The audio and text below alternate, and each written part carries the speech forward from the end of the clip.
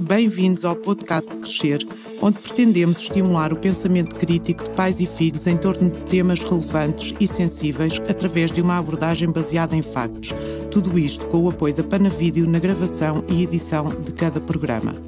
Quando a pergunta que cai não é como nascem os meninos, mas, mãe, o que é sexo? O tempo para num calafrio que ainda paralisa muitos pais. Hoje falamos de sexualidade, um tema sempre atual e intransponível, mas que ainda faz muita gente arrancar os cabelos, e de estratégias que podem ajudar a passar do tabu à conversa entre pais e filhos. Olá, eu sou a Maria, mas também a Leonor, e espero que ao longo desta meia hora se sinta em boa companhia. Eu sou a Lígia e prometo que vai ser melhor do que comer uma peça de fruta. Cá estamos nós, para mais um programa, desta vez para falar de sexualidade, um tema maravilhoso que encanta sempre muitos pais e filhos. E vende muitos livros. E vende muitos livros. E chama sempre a atenção, incontestável. Para este aqui não há hipótese nenhuma. E então, é fácil para muitos pais explicar a biologia, até porque hoje as escolas ajudam, já quase todas têm nos programas a parte biológica do assunto. O difícil é quando, como a gente diz na introdução, quando a pergunta não é mãe, como é que nascem os meninos, porque isso é fácil. Quando a pergunta é mãe, o que é sexo, a coisa complica. E complica também explicar os sentimentos todos que andam à volta disto. É difícil. Sim, e felizmente agora nas escolas os temas não têm sido só sobre a parte biológica, tem havido uma evolução muito grande. E tem palestras a falar dos riscos, a falar de muitas vezes dos jogos de poder dentro das relações, porque há relações mesmo de namoro abusivas. E isso tem sido abordado cada vez mais em várias palestras na questão do consentimento. Portanto, felizmente, em termos de políticas escolares e de alerta, as coisas estão no bom caminho e ajuda aos pais. Eu acho que os pais podem colar as conversas àquilo que está a acontecer na escola, o que acaba até por ser mais coerente e por lhes tirar a eles a pressão de como é que eu vou falar disto. Se falaram na escola já têm um bom pretexto para então vamos lá falar em casa também. Mas há um pequeno truque que eu vi, não é da minha autoria, mas achei que era maravilhoso e que resolve muitos problemas quando eles vêm com essas questões, ou porque é que, se eles não estão casados, têm um filho, que é: o que é que tu sabes sobre isso? Devolver a pergunta à criança ou ao adolescente. Não vá o caso ser de darmos informação a mais e eles não estarem preparados, porque quando eles nos respondem, nós já sabemos as ideias que eles têm e sabemos a informação que eles têm, porque eles podem ter ouvido já alguma coisa e nós às vezes estamos a explicar, mas não vamos responder à dúvida real, que eles ouviram o colega dizer isto, ouviram num programa e interpretaram mal, e nós precisamos saber exatamente de onde é que vem aquela pergunta. Pois, mas às vezes é difícil ter esse, para os pais é difícil ter esse sangue frio, porque é uma palavra sempre. Nós ainda no outro dia, numa reunião que tivemos na escola, havia uma mãe que dizia exatamente isto, que é tipo, quando a filha lhe perguntou isto pela primeira vez, ela ficou, a filha tinha 9 anos, provavelmente, como tu estavas a dizer, ouviu dos colegas, ou porque eles convivem com outras idades e com outros grupos, e a mãe ficou chocada e não estava à espera, que acho que também por ser uma menina ainda há esta diferenciação das meninas e dos meninos e pronto, e ficou atrapalhada e acho que muitos pais se sentem assim, mas é importante acompanhar, mesmo que eles tenham a informação na escola, é importante acompanhar com a informação em casa, até porque eu acho que hoje, pronto, é verdade, e eu sei que sim, que também há algumas escolas que estão a ir um bocadinho mais além do que a parte da biologia, mas depois isso também tem o reverso da medalha, que é, há muitos pais que se sentem, não digo excluídos, mas com medo que os filhos ouçam, que não lhes seja dito exatamente aquilo.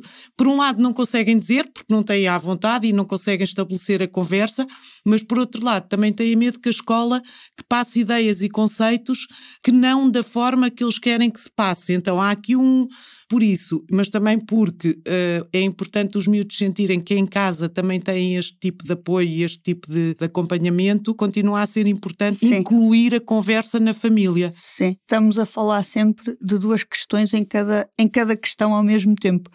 Até porque há estudos, vários, muitos estudos, até mesmo em África, é um tema claramente muito significativo, que mostram que a proximidade da família está relacionado com uma idade mais tardia do início das relações sexuais e com menos parceiros e relações mais estáveis. Portanto, acho que não há assim muita dúvida da influência da família e da proximidade à família nesse aspecto. E estás a falar de outro ponto que tem sido agora menos, mas eu lembro-me quando começaram a falar de introduzir a educação sexual nas escolas, as questões que foram levantadas que continuam a existir em algumas sociedades mais conservadoras, sendo Moçambique uma delas, que é, ao falar, os pais têm a percepção que é quase como se estivéssemos a autorizar ou a induzir ou a levá-los a fazerem uma coisa em que os pais acreditam que eles ainda não pensaram. E é aí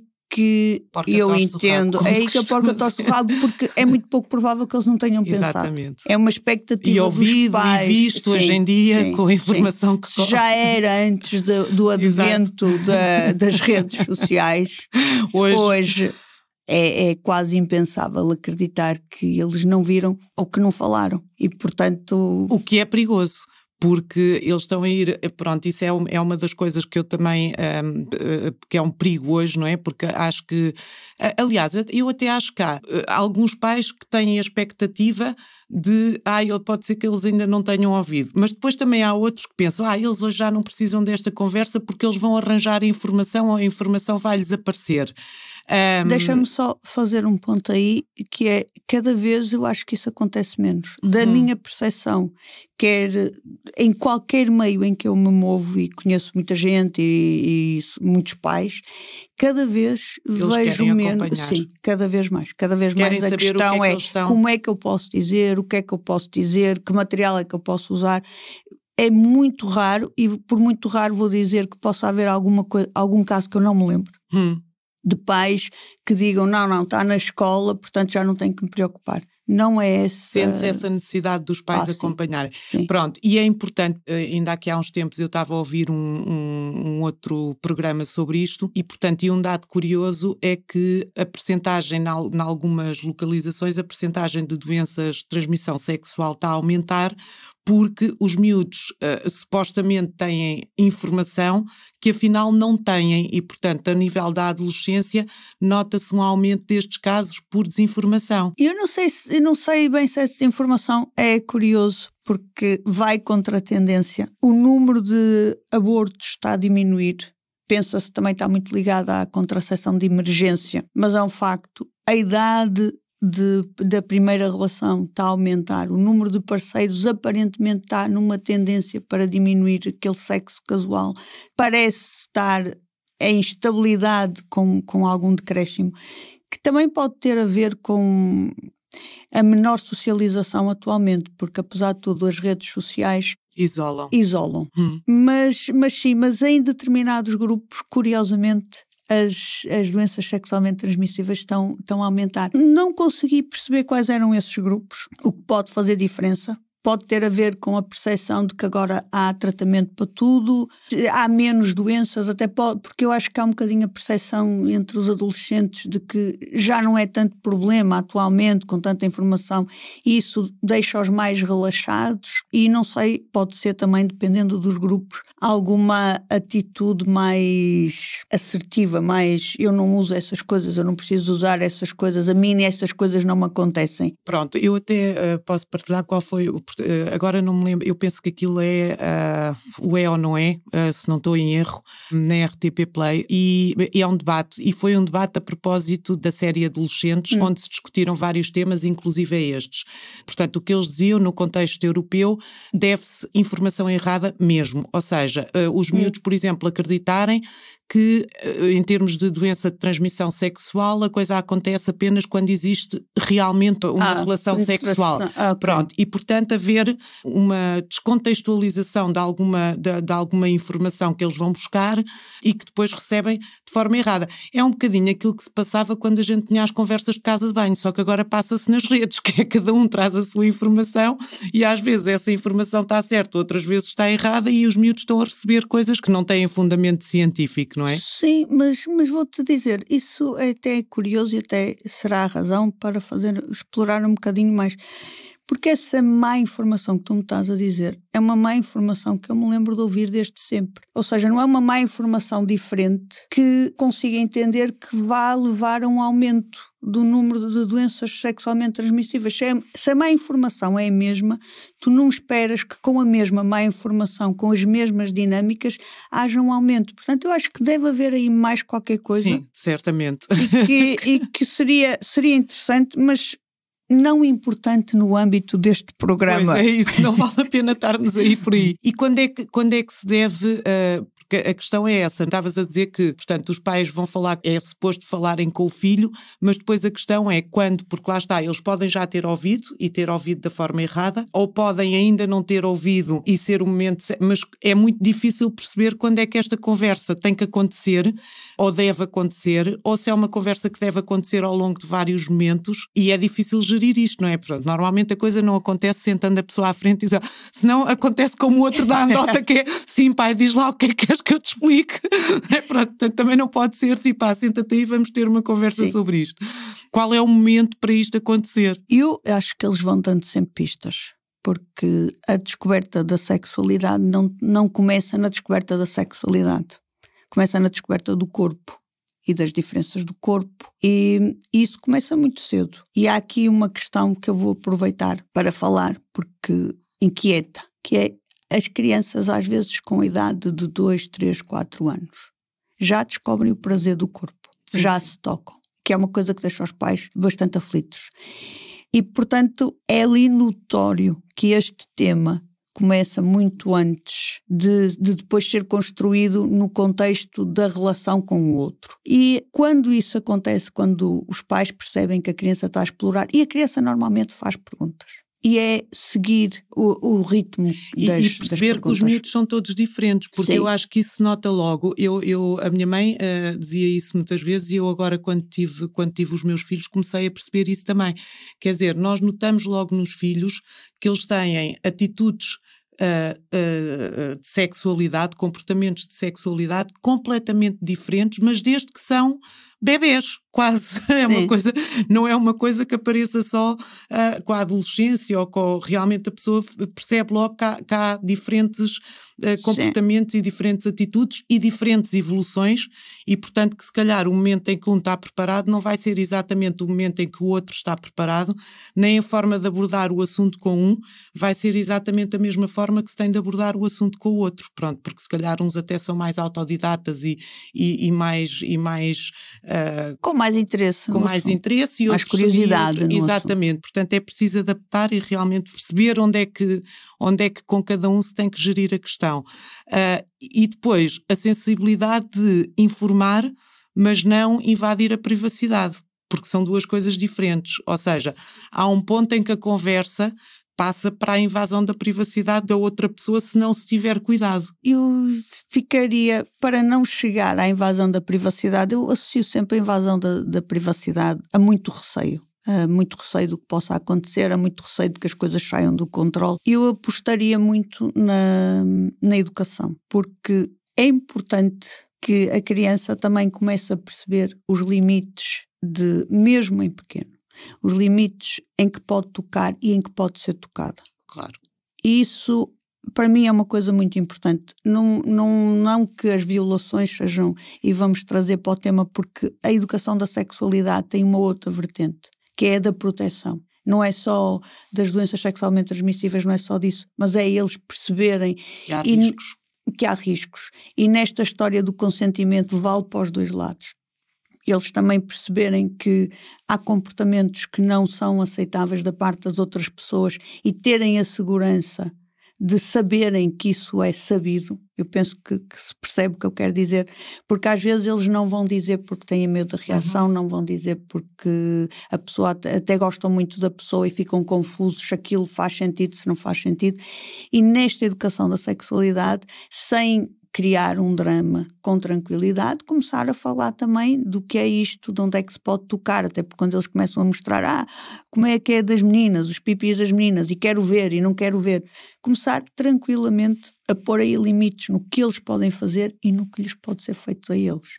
Isso passa por conhecerem o corpo e passa por irem integrando esta coisa de tocar e da noção da privacidade num âmbito mais global da sexualidade. Principalmente quando há convivência de miúdos mais novos com miúdos mais velhos, porque ou com pessoas mais velhas com miúdos mais velhos ou com pessoas mais velhas. Estou a separar as duas coisas propositadamente, porque são situações diferentes, mas que ambas podem impactar, portanto, e num caso até podemos estar a falar de pedofilia, portanto, e aí já está a falar de outra coisa, mas mesmo que não seja esse extremo, mesmo quando há convivência entre, por exemplo, um miúdo de 12 anos ou uma miúda de 12 anos e um rapaz de 18, pode haver um contexto, pronto, que é preciso saber e perceber qual é exatamente o que estás a dizer, porque há ali depois uma diferença já de sabedoria e de intenção, de desejo, de todas as coisas que pode ter algum impacto. Sim.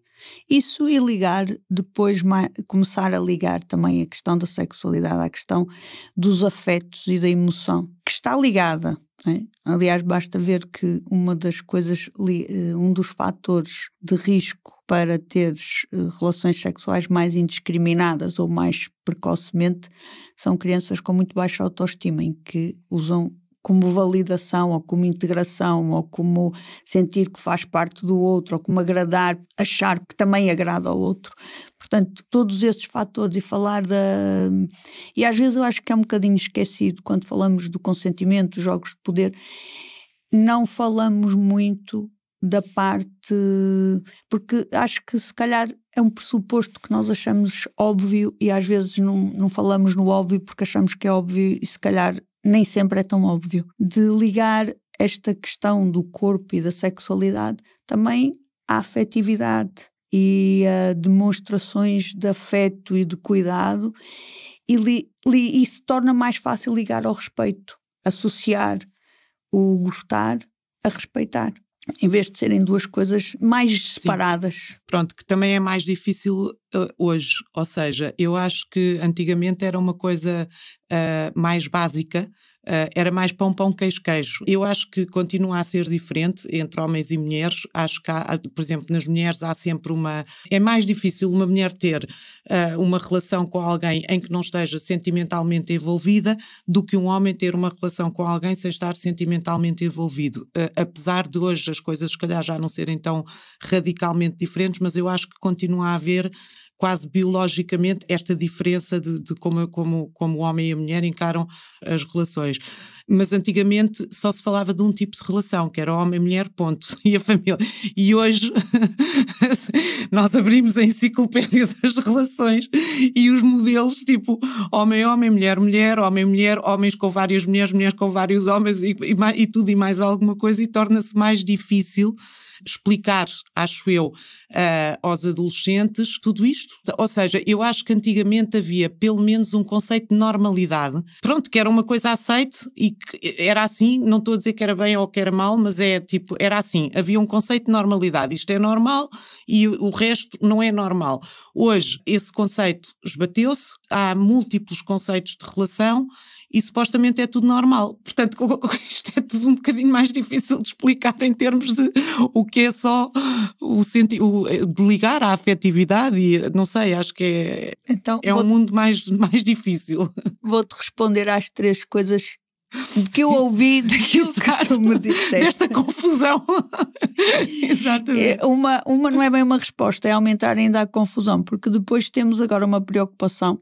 E tem havido alguns casos esporádicos, mas casos esporádicos, nós já tínhamos falado disso outra vez, são casos esporádicos. Sim, não significam necessariamente que é uma tendência, mas significam que convém estarmos atentos para percebermos se é ou se não é. Que é o acesso à pornografia, e isso está cada vez mais cedo. Aos 10, 11 anos, a maioria das crianças já teve acesso a algum tipo de conteúdo pornográfico.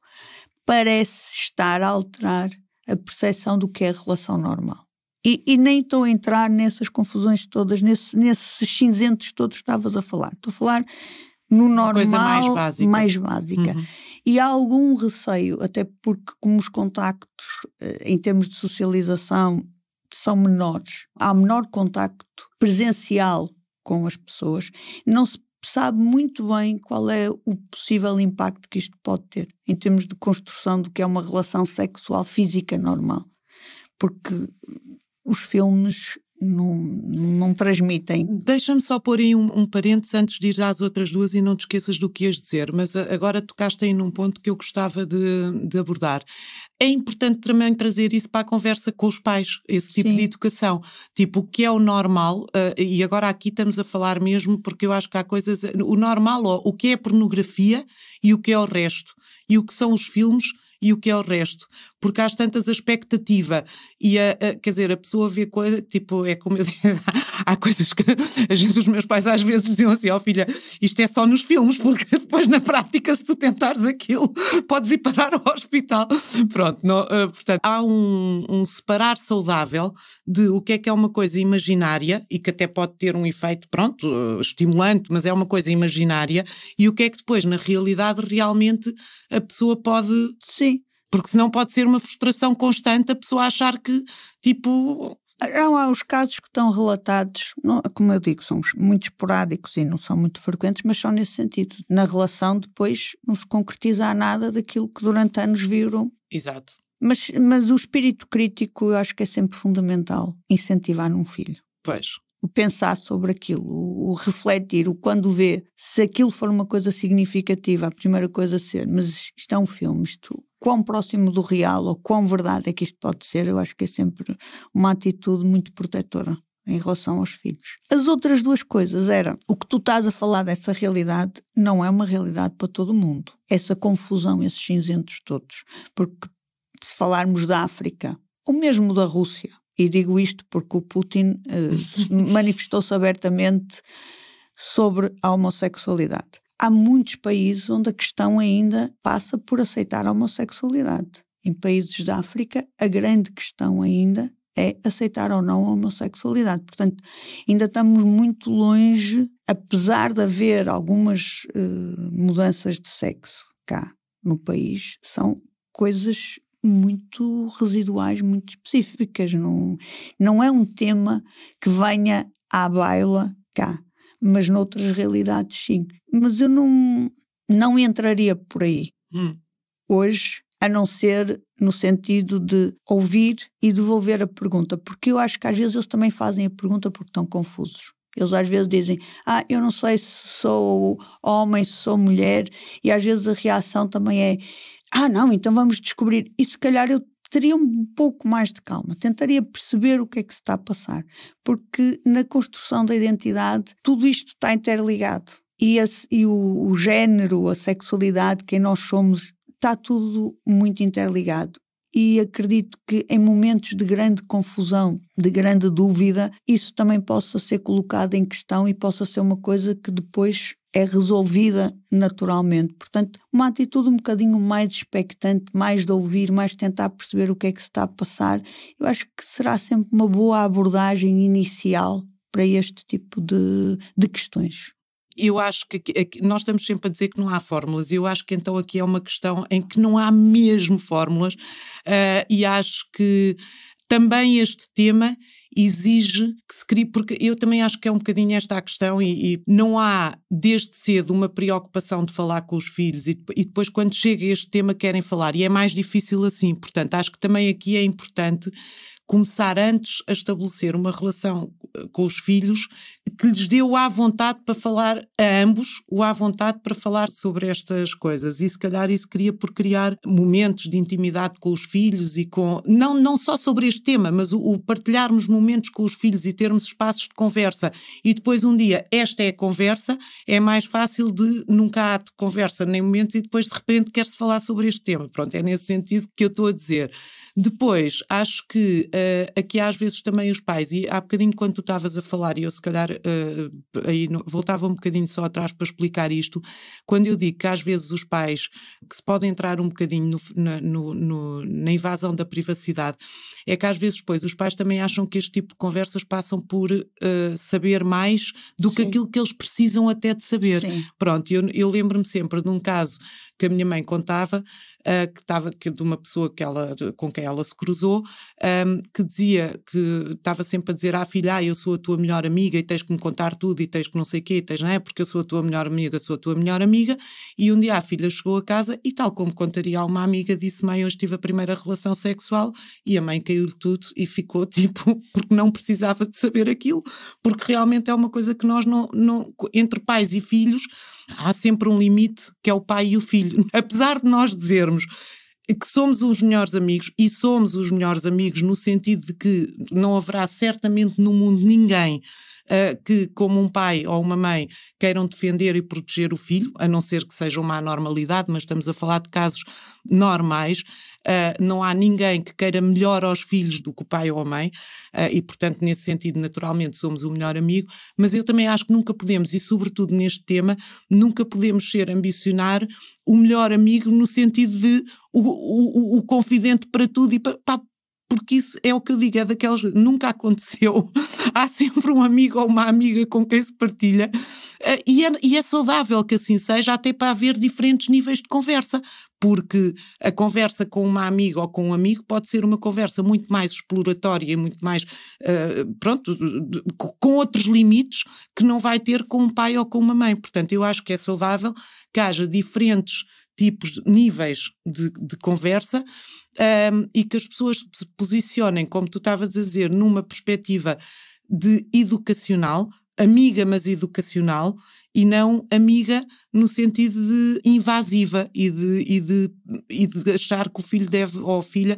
devem algum tipo de explicação, ou porque aquele não me diz, porque aquele não me diz que já namora, mas se ele já namora devia-me dizer. Não, ele diz quando estiver à vontade, quando se sentir bem com isso e quando para ele for importante dizer, porque até há pessoas que só partilham quando a coisa é realmente importante e que depois de partilharem passa para outro nível, e por isso também eles muitas vezes não querem partilhar, porque uma coisa é tu teres um namoro que é uma coisa esporádica e de repente pode acabar, outra coisa é, se já contaste aos teus pais, às vezes acrescenta um nível de responsabilidade que eles também não querem sentir logo. Portanto, tem que haver aqui flexibilidade para educar, para eles se sentirem confortáveis, se precisarem de falar e se precisarem desabafar, poderem vir ter connosco e poderem perguntar e poderem, mas também não querer, tipo, invadir e saber tudo e controlar tudo, porque, mais uma vez, esse não é o caminho, acho eu.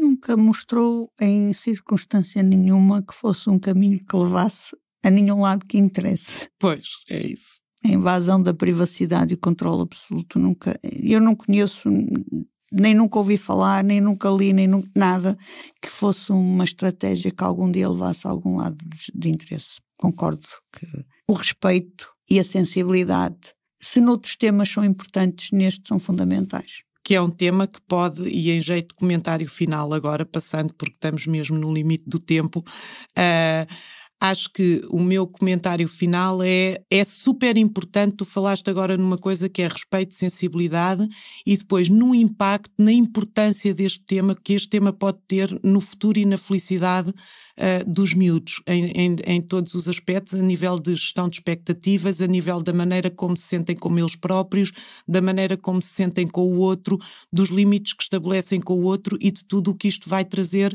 para a vida relacional deles, conjugal ou não, já não é relevante, mas que é de facto este aspecto da educação sexual e da sexualidade é muito importante e pode ter um impacto muito grande na felicidade da pessoa como pessoa individual e da pessoa como pessoa membro de um agregado e de uma relação com outra pessoa. Sim, eu acrescentaria, além de frisar que a educação sexual, e comprovadamente, porque já existe há muitos anos em escolas, mostra que protege e que faz sentido. Isso faz sentido nas escolas, mais sentido faz nas famílias, e isso também tem vindo cada vez mais a evidenciar, a sustentar essa ideia. Reter que a sexualidade começa no início. Não tanto, começa em pequeno, em crianças pequenas, muito pequenas, na descoberta do corpo.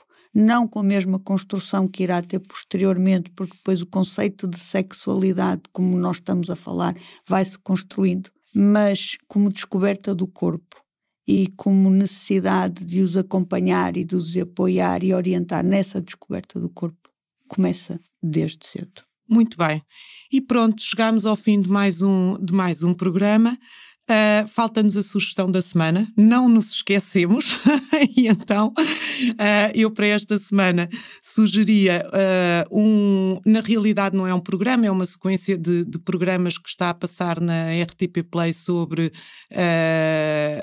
as redes sociais e todo este tema, que se chama Enredados, e que conta com a participação de várias personagens e depoimentos de várias personagens conhecidas. Os programas têm diferentes vertentes, uns são mais voltados para a influência na política, outros para a influência na nossa vida pessoal, e portanto vale a pena ouvir, e é para seguir com tempo, mas cada episódio tem 30 minutinhos, mas são 10 episódios ao todo, portanto requer algum tempo. E eu vou sugerir um clássico que eu acho que a maioria das pessoas ou já conhece ou já ouviu falar, sobretudo na altura do Natal, porque depois de ouvirem este podcast acho que os pais vão precisar de respirar fundo e de pensar noutra coisa, e para toda a família, Música no Coração. Ai, é lindo, exato, já vi tantas vezes. Essa é daquelas pérolas que já vem, mas que sabe sempre bem. É um momento de descontração em família onde não há nenhum tema polémico. Exatamente, é só para ver e enjoy, como diz o outro. Muito bem. Ok, e assim chegamos ao fim do episódio de hoje, só possível, já se sabe, graças ao apoio da Panavídeo. Não perca o próximo episódio, onde falaremos de alimentação, um tema que anda literalmente na boca de todo o mundo, mas que tem mais de saber e de impacto nos anos de vida, saúde e felicidade do que aquilo que se pensa. Entretanto, subscreva o nosso canal no YouTube, procurem por @crescer_Maria Elígia, acompanhe as novidades e deixe-nos os seus comentários no Facebook, Instagram ou por e-mail, podcastcrescer.mz@gmail.com, e nós, já sabe, prometemos atenção, informação e 2 dedos de conversa. Até à próxima!